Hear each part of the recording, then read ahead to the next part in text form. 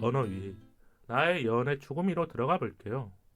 나만의 매력과 성향이 있는 연애 가치관에 대해서 청취자분들과 한번 얘기해보고 싶었던 것 같아요.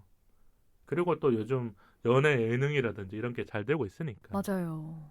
그럼 가님한테 물어보고 싶은 게 네. 내게 연애란 뭐예요?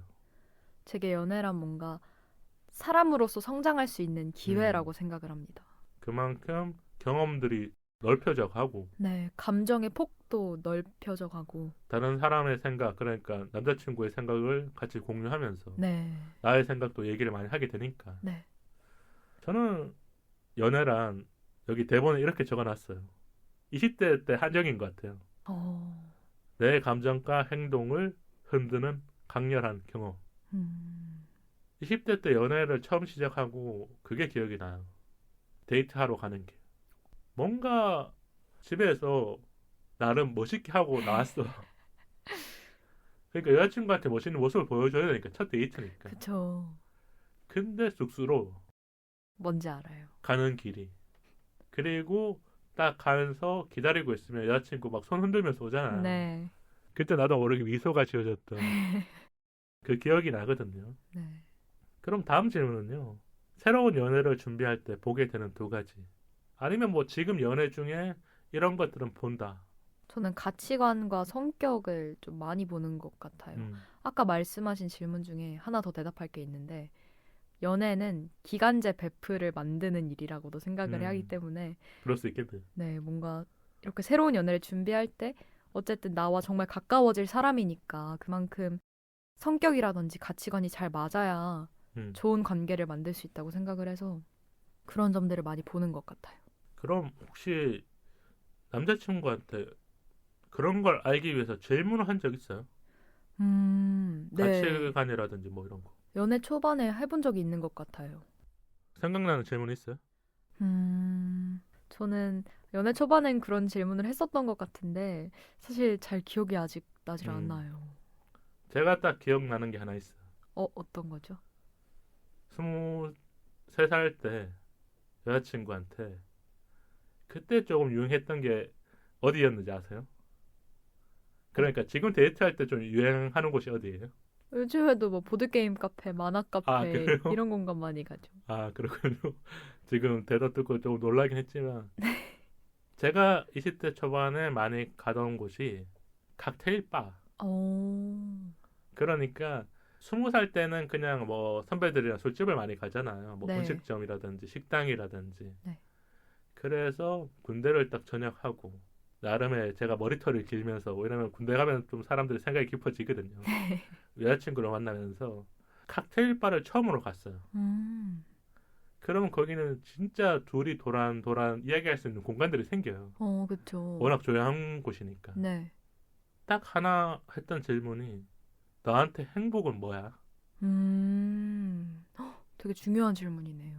그전 연애에서 한 번도 안 했었던 질문. 어, 근데 뭔가 제가 좀 기대를 했었던 것 같아요. 왜냐하면 그 시절에 저는 이제 군대 있을 때 좀 책을 많이 읽었었거든요. 네, 그럼 우리가 뭐 철학책이나 자기개발책이라든지 그쵸. 그러면 좀 꿈을 그리는 이런 소설이라든지 에세이를 읽는단 말이에요. 네. 그래서 여자친구한테 기대했지만 그 대답은 나오지 않았지만 그 칵테일 바에 앉아서 대화했었던 기억이 오래 가거든요. 그리고 나도 그때 행복이 뭐였는지 여자친구한테 열심히 설명을 해줬어요. 어, 왜 설명을 해줬을까 생각해보니까 네. 내가 진짜 좋아하는 사람이니까 음, 이게 좀 너무 진지해 보일 수도 있지만 이때 말을 해줘야겠다. 같은 미래를 바라보고 싶어서. 그렇죠. 그러니까 음, 우리가 갑자기 데이트하다가 행복이 뭘까요? 그러면 여자친구가 갑자기 왜 뜬금없는 질문이야 이러는데 그때 분위기에 칵테일을 한 잔 마시고 나서 물어보니까 나도 좀 자연스럽게 나왔고 여자친구도 많이 얘기해줬던 것 같아요. 어, 이런 질문들이 우리가 연애를 하면서 좀 그 사람을 알 수 있는 대화가 되지 않을까. 네. 되게 그 상황이 머리에 그려져요. 그렇죠.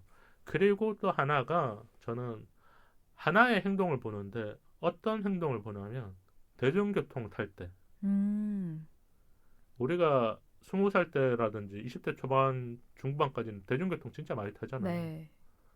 여자친구 모습 중에 기억이 남는 게 지금 어린 친구들도 당연히 다 자리를 양보 많이 해주잖아요. 네. 근데 사람이 많은 곳에서 여자친구가 먼저 일어나서 자리 양보해주는 모습 보고 너무 마음이 고우셔서. 내가 진짜 네. 여자친구를 보는 눈은 있구나. 아, 그런 생각이 들었던 것 같아요. 그게 뭐 어떤 하나의 행동을 보려는 게 아닌데 자연스럽게 내 눈에 자꾸 들어오고 자리를 양보해주면서 했던 말들이 내 머릿속 잔상이 남으니까. 네. 그래서 나도 모르게 보면서 저는 원래부터 일어서 있었거든요. 원래 남자들은 다 그렇잖아요. 양보하고. 버스에 같이 타도 자리 비어 있으면 여자친구 보고 먼저 앉으라 그러니까. 네. 근데 같이 이렇게 자리 양보해주고 내릴 때까지 가면서 혼자서 계속 그 미소가 안 끊겨지는 거 있잖아요. 네. 그러면서 좀 그 연애를 꿈꿨던 것 같아요. 뭐 가은님은 이런 에피소드 하나 없어요? 저는 요즘엔 또 MBTI가 있잖아요. 그래서 MBTI에 나오는 질문들에 대해서 이걸 어떻게 생각을 하는지 그런 같이 거 소통도 많이 했었고. 대화를 나눌 수 있군요. 네. 그렇더라고요. 그러면서 남자친구의 감정이라든지 그 상황을 보는 관점이라든지 네. 어떤 생각을 갖고 있는지. 가치관이라든지 시각을 조금 더 볼 수 있는 기회가 있는 거군요. 맞아요. 맞아요. 저 때는 MBTI가 없었거든요. 나이 차가 좀 나니까 네. 라떼 같은 얘기를 했던 거고요. 다음 질문은요. 우리가 20대, 30대 연애 예능이 많잖아요. 네. 하트 시그널, 솔로 지옥, 뭐 환승 연애.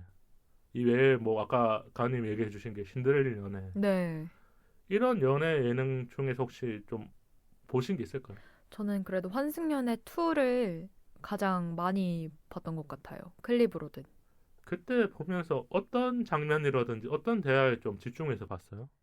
거기 그 6년 사귀신 커플이 나오시거든요. 음. 그 커플이 정말 너무 애절한 모습을 계속 비추시는데 사실 그걸 볼 때는 제가 솔로였을 때여가지고 와 정말 저런 사랑을 하는 사람들도 있구나라는 생각만 했었는데 오래 연애한 커플이어서 조금 더 감정이입을 하게 됐던 거군요. 네.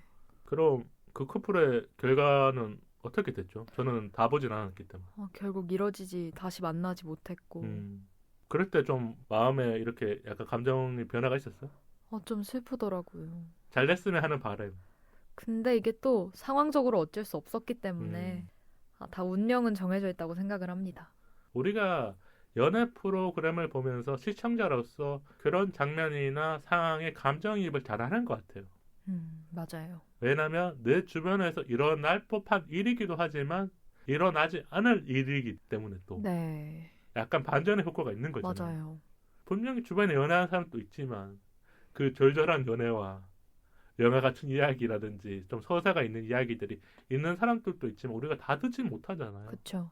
근데 연애 예능에서는 리얼로 그런 것들을 조금 더 잘 담겨져 있기 때문에 저는 이런 연애 예능 좀 보면서 20대 연애를 좀 알게 된 것 같아요. 제가 30대니까 네.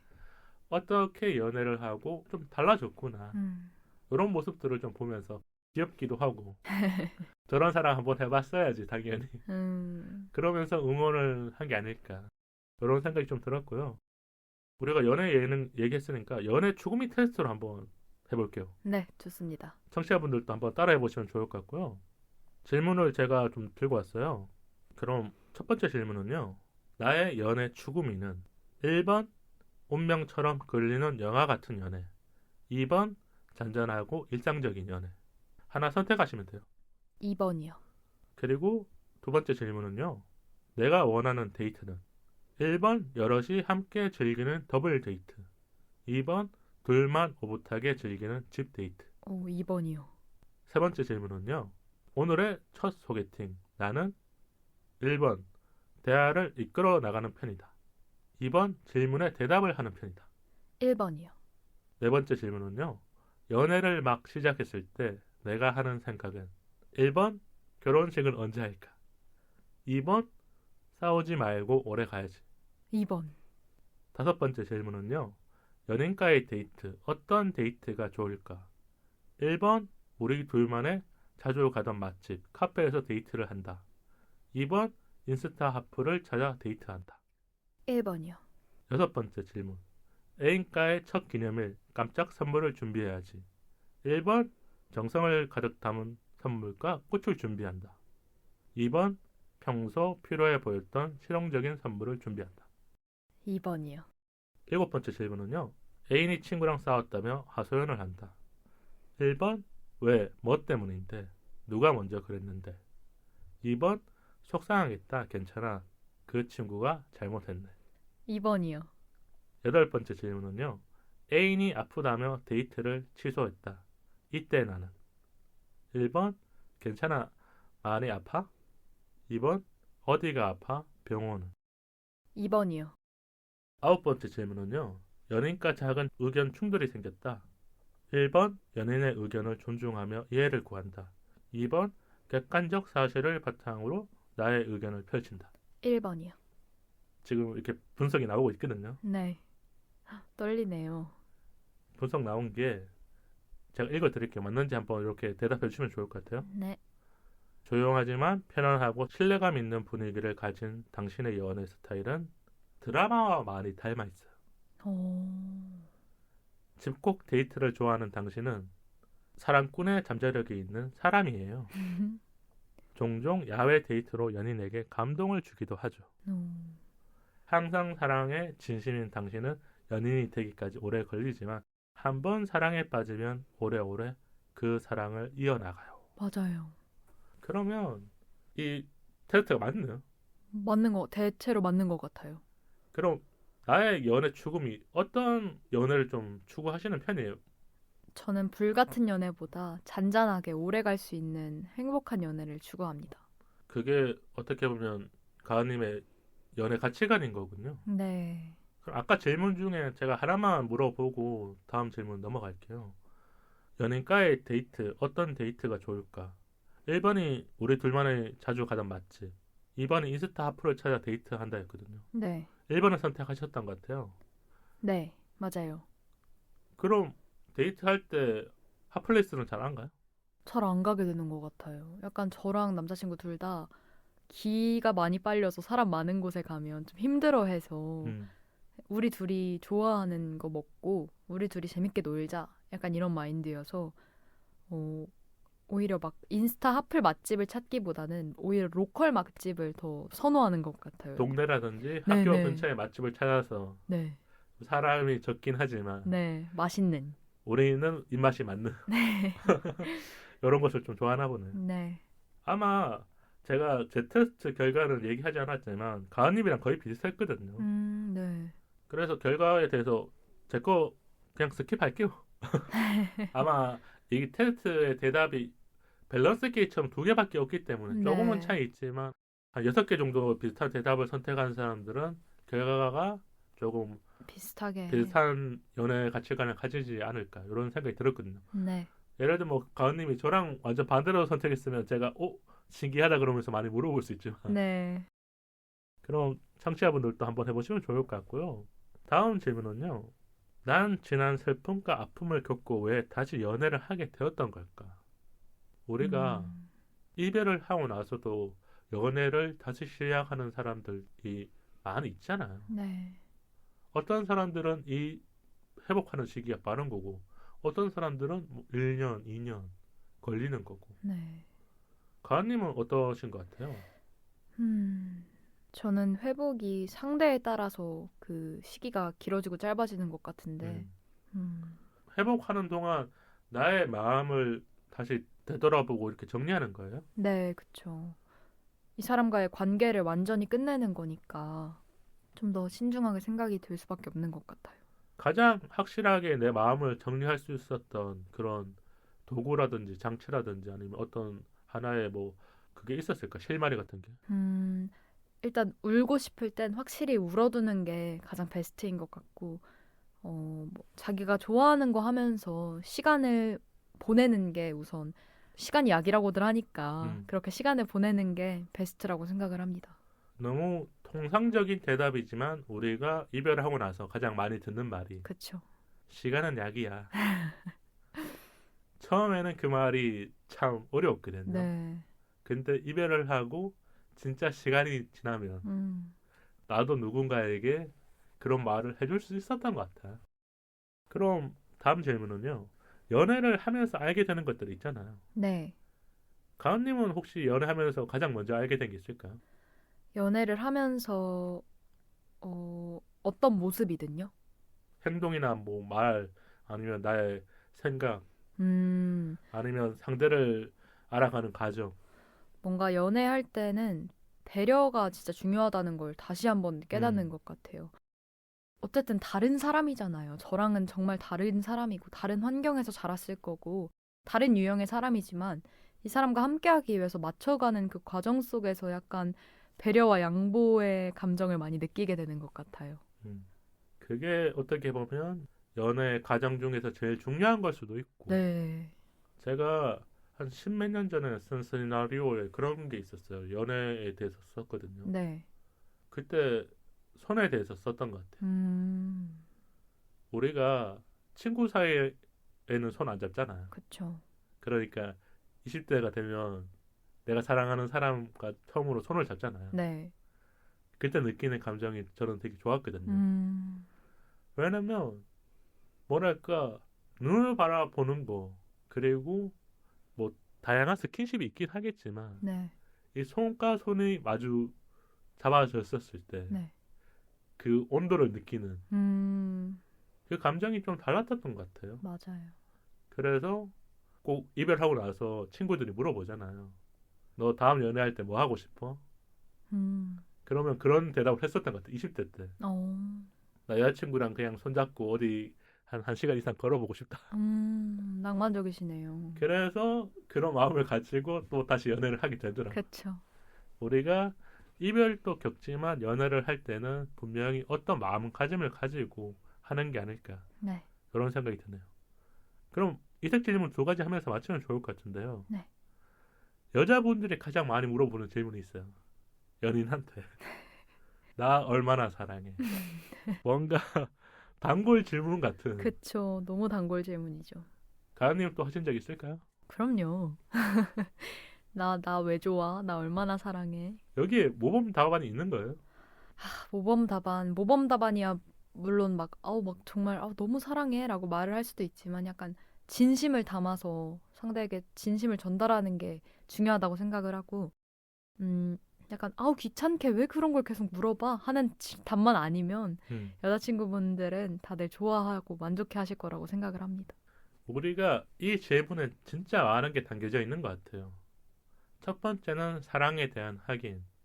그리고 두 번째는 그 상대가 해주는 답에 대해서 내가 무엇을 듣고 싶은지. 내 감정도 바뀌잖아요. 네. 진짜 사랑스러운 대답을 해주면 나도 모르게 웃게 되고 네.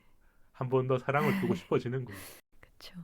그래서 남자분들이 어느 때나 시시때때로 이 질문을 받는다면 긴장하지 마시고 진심을 다해서 네. 대답을 해주시면 좋을 것 같아서 이야기 드렸고요. 마지막 질문은요. 나의 연애 시작과 끝은 어떻게 달랐을까? 우리가 오늘 뭐 연애 이야기를 쭉 했지만 네. 조금은 편안하게 했지만 다 하진 못했어요. 왜냐면 시간 관계상. 네. 그럼 가은님이 연애를 시작하고 이별을 겪었었을 때 이 감정들 다르잖아요. 그쵸. 그걸 조금 얘기해 주시면 좋을 것 같아서요. 연애를 시작할 때는 정말 내 모든 걸 다 내어줄 듯이 시작을 하지만 끝으로 갈수록 그 준 걸 다시 가져오려고 하는 사람들의 성향이 있는 것 같아요. 나름의 보상 심리일 수도 있고. 네. 연애라는 게 그렇게 이별을 할 때가 다가오면 어쩔 수 없이 이기적이게 변하고 그렇게 사람이 어쨌든 함께였던 우리가 각자의 길을 걸어가는 것 같은데 아무리 좋게 끝난다 해도 어쨌든 끝은 이별이니까 뭔가 이별을 함에 있어서도 잘 마무리를 짓는 게 좋지 않을까라는 생각을 합니다. 20대 연애에서 가장 중요한 것 같아요. 네. 왜냐하면 20대 때 연애의 시작과 끝을 잘하는 분들은 30대에서도 더 좋은 연애를 한다고 저는 믿거든요. 네. 그리고 연애의 끝은 남이 되어가는 과정이에요. 그쵸. 우리 어떤 이렇게 남남이 되어가는 과정. 맞아요. 이걸 받아들이는 게 가장 어려워요. 진짜 제일 어려운 것 같아요. 그래서 이제 다시 못 볼 사이가 되어도 그래도 이 마음 하나는 가지고 있으면 좋을 것 같아요. 제가 몇 번 방송에서 얘기했었는데 그 사람이 그래도 어디 가서도 행복했으면 좋겠다. 행복을 바라는 것. 그렇죠. 그래서 오늘 가은님이랑 좀 편안하게 대화 나눴거든요. 네.